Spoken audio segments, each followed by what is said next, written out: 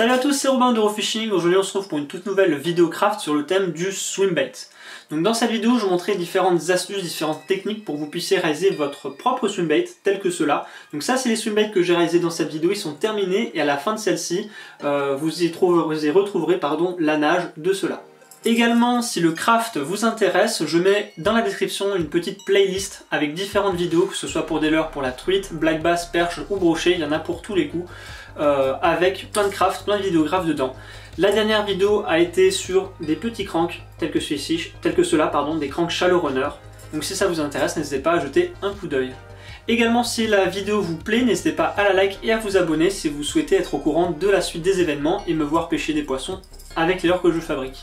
Et pour ce qui est du swimbait, je vous dis à tout de suite.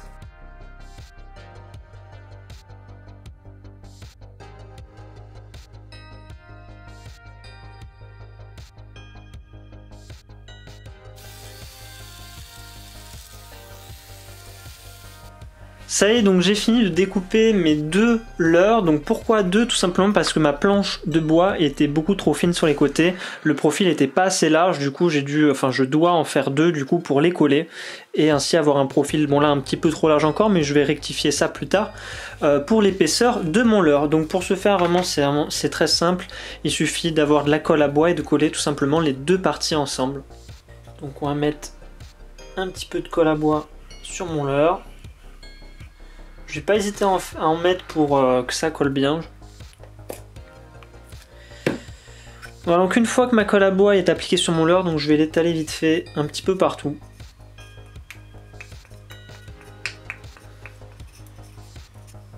Voilà, donc pour coller mes deux parties, mes deux morceaux de bois, je vais utiliser des pinces pour vraiment que ça soit solide. Hop, une ici. Et une là, comme ça je suis sûr que ça va pas bouger tout simplement. Et il n'y a plus qu'à passer à la suite. Ça y est, donc les deux parties sont collées ensemble, donc maintenant je vais juste poncer et commencer à faire la forme de mon leurre avec une machine pour poncer. Donc c'est parti.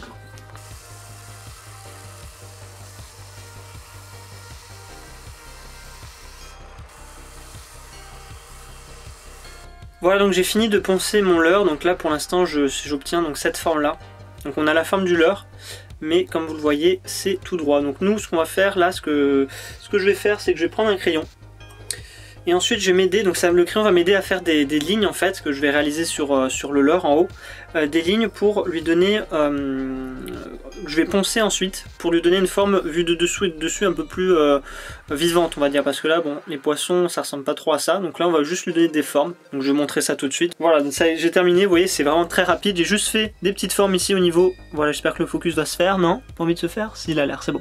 Donc j'ai juste fait des traits, comme vous voyez, au niveau de la tête et de la queue, que je vais venir poncer en fait, pour donner à mon leurre déjà une forme qui ressemble un peu plus à un poisson quoi. Ça y est, donc j'ai mon swim qui est placé dans l'étau. Donc maintenant, à l'aide d'un ciseau à bois, tel que celui-ci, vous pouvez aussi le faire avec une défonceuse, avec une fraise en quart de cercle, ça marche aussi très bien pour gagner du temps. Mais sinon, un ciseau à bois comme ça, comme je viens de le dire, ça va très bien. Donc je vais juste couper les angles, les arêtes, donc il faut que ça soit arrondi. Peu importe si c'est pas tout à fait droit avec le ciseau, de toute façon vous allez passer un coup de ponçage de papier de verre dessus pour bien arrondir et uniformiser le tout. Donc il suffit juste de casser les angles à peu près 45 degrés et ensuite le papier de verre, le ponçage fera le reste. Voilà, ça y est, donc j'ai arrondi les angles. Voilà, donc j'ai mon petit swim, j'ai à côté de moi mon patron. Donc comme vous voyez sur mon patron il y a un petit trait, donc c'est un petit trait que je vais marquer au crayon, c'est là où je vais découper. Donc pour découper, mon swimbait est en deux parties. Ce que j'ai fait, c'est que j'ai pris un morceau de bois comme celui-ci et je l'ai biseauté, je crois qu'on dit comme ça, biseauté. Faudra que je regarde sur...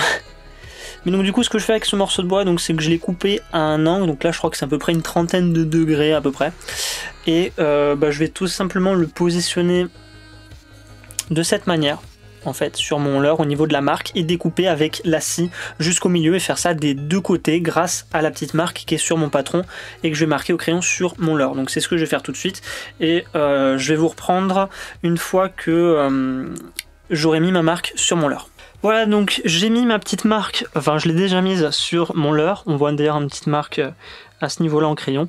Donc je viens de positionner mon bout de bois qui va me permettre, donc avec ma scie, de guider en fait, ça va guider ma scie pour couper mon leurre. Donc là je vais pas le couper jusqu'à séparer les deux parties. Je vais juste couper pour avoir la marque. Je vais laisser un petit espace au milieu pour pas casser le leurre parce que je vais le poncer. Une fois que j'aurai fini de le poncer, c'est là où je viendrai terminer ma marque, où je viendrai séparer les deux parties du swim ensemble.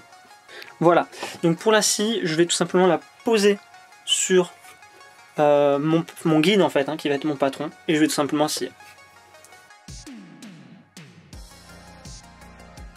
Voilà, donc comme vous le voyez, pour ce qui est des deux swim baits, j'ai fini d'arrondir les angles. J'ai fini également de pré-découper l'emplacement en fait des deux parties, où je vais séparer les deux parties ensemble. Maintenant, ce que j'ai oublié de dire précédemment, c'est évidemment avant de poncer les angles, je vais donc faire mes trous pour placer mon lest, ainsi que les trous pour mettre l'armature, donc au niveau de derrière, l'attache de devant et l'attache du milieu. Donc je vais faire tout ça maintenant. Alors sur ce swim bait, je vais intégrer une queue en plastique à la fin, où je vais faire un espace en fait pour pouvoir y insérer une queue en plastique souple. Donc mon attache, je vais pas la mettre au bout, mais je vais la mettre juste en dessous, à ce niveau-là. Ça y est, donc là je vais m'attaquer aux attaches de mes leurres, enfin de mon swim bait. Donc là ce que j'ai mis, c'est j'ai mis un petit forêt dans un étau, je crois que c'est du 4 mm. Ça va me servir en fait de guide pour mon attache. Donc là ce que j'ai fait, c'est que j'ai pris un petit morceau de fil en inox que j'ai coupé une quinzaine de centimètres et je l'ai juste plié à la main au milieu. Et à l'aide d'une perceuse, je vais tout simplement le mettre comme si je mettais un forêt dans la perceuse. Je vais mettre ma boucle dedans, comme ceci, et visser. Et ça va me donner ma petite attache pour mon swim bait. Donc ça, c'est les attaches de devant et de derrière. Et ensuite, je vais vous montrer comment faire les attaches pour connecter les deux parties du swim bait. Donc voilà le rendu que ça donne. Comme vous pouvez voir, ça fait une belle attache, c'est bien sympathique. Et donc je vais en faire deux comme ça, pour devant et derrière. Ensuite, je vais vous montrer donc comment faire les attaches pour le milieu du swim bait. Voilà, donc maintenant, je vais vous montrer comment réaliser les attaches pour connecter les deux parties ensemble. Donc pour ce faire, il va falloir d'abord commencer par faire une attache classique, comme ce que je viens de vous montrer juste avant. Et ensuite, vous allez reprendre un fil en inox, et avant de commencer à le visser et à former votre attache, vous allez tout simplement passer le fil dans l'œillet, voilà, donc juste comme ça, pour avoir donc vos deux parties comme ça. Et une fois que vous avez vos deux parties comme ça, vous allez faire exactement la même chose, mais du coup avec votre attache qui sera dedans. Et maintenant, on fait notre attache. Donc là, je vais la mettre plutôt devant ici, comme ça, pour pas trop gêner.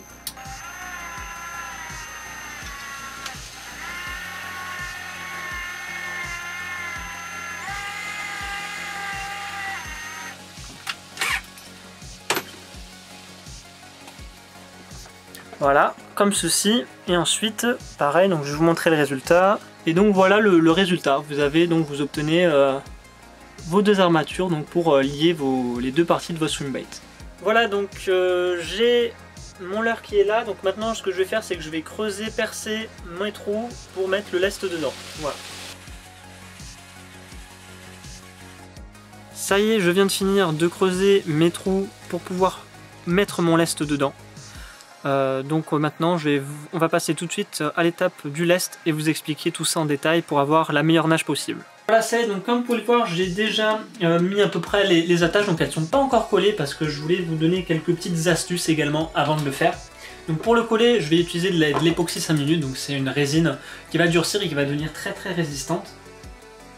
Mais ce que je voulais vous montrer, c'est déjà que comme vous le voyez, l'attache elle passe dans l'emplacement, dans le trou où je vais mettre mon lest. Si vous pouvez le faire, je vous le conseille vivement parce que lorsque vous allez couler celui-ci dans votre leurre, en fait ça va englober votre attache et franchement pour y aller, comme vous le voyez, les attaches elles sont torsadées, donc ça va vraiment bien prendre l'attache dans le lest et pour la retirer, il va falloir y aller.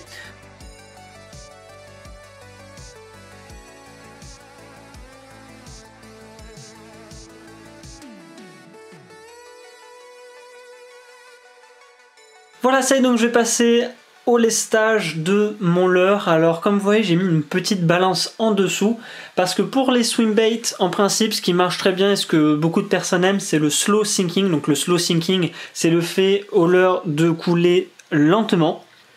Et donc pour ce faire, donc, il faut calculer la masse de notre leurre, de notre volume, donc peser notre leurre en bois uniquement. Ça va vous donner un poids. Et donc ce qu'il faut savoir, c'est que la densité de l'eau est égale à 1. Donc je l'avais déjà expliqué dans d'autres vidéos, mais ça fait bien aussi de le répéter pour vraiment bien comprendre comment ça fonctionne, comment faire des leurres flottants, coulants, suspending.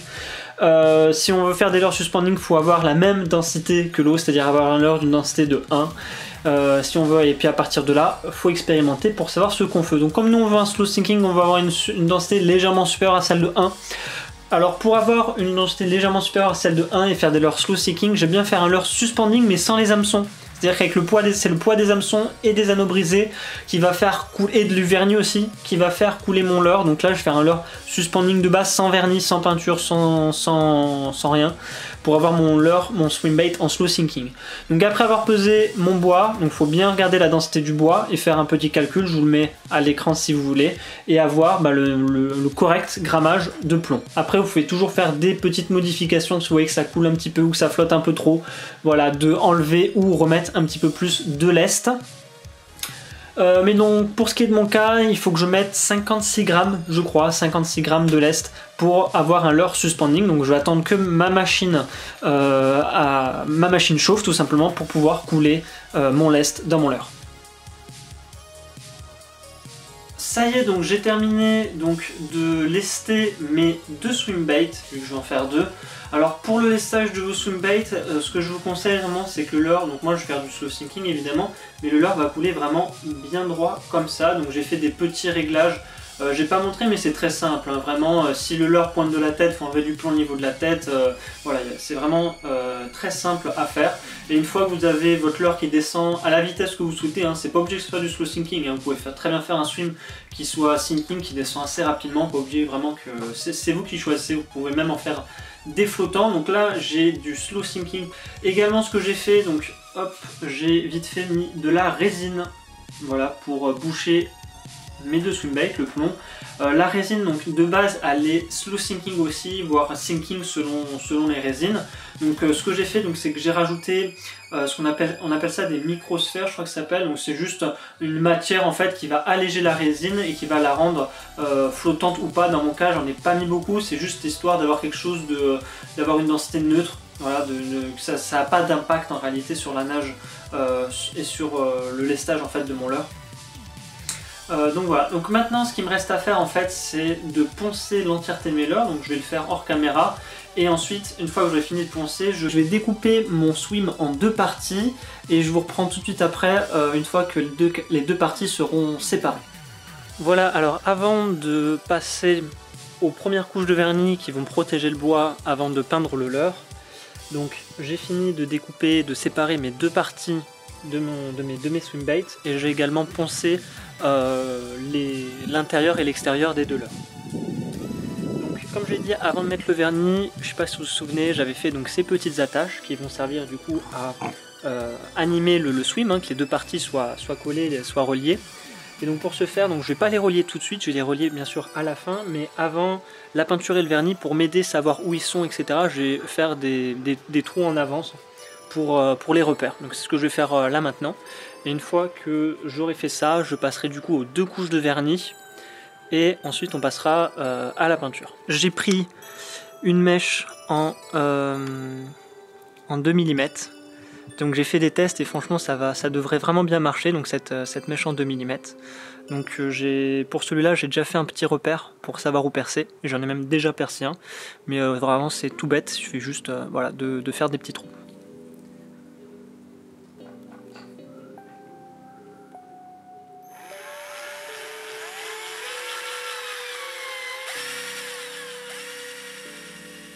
Ça y est, donc j'ai mis mes deux swim baits ainsi que d'autres leurres d'ailleurs qui sont au-dessus.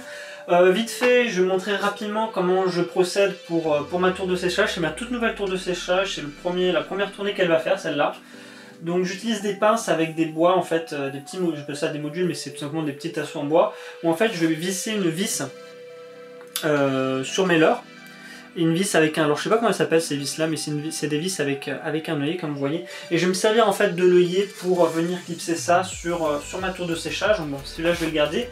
Donc pour le vernis, je vais utiliser un vernis bicomposant. C'est un vernis assez fin qui va me permettre en fait déjà, je vais mettre deux couches. La première le bois va venir boire le vernis. Je vais reponcer un petit peu et ensuite je vais pincer une deuxième couche qui va être parfaitement lisse et qui va m'aider en fait à avoir une finition au niveau de la peinture qui sera bien meilleure que si j'avais commencé à peindre directement sur le bois même. Donc je vais m'attaquer très rapidement au vernis et ensuite je vais laisser tourner ça une fois que j'aurai appliqué le vernis sur l'ensemble de mes leurres.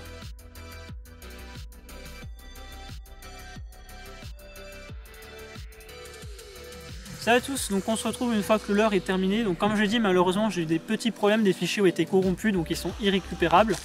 Donc pour venir vite fait sur le vernis, il faut juste bien respecter les doses, bien respecter la température, etc.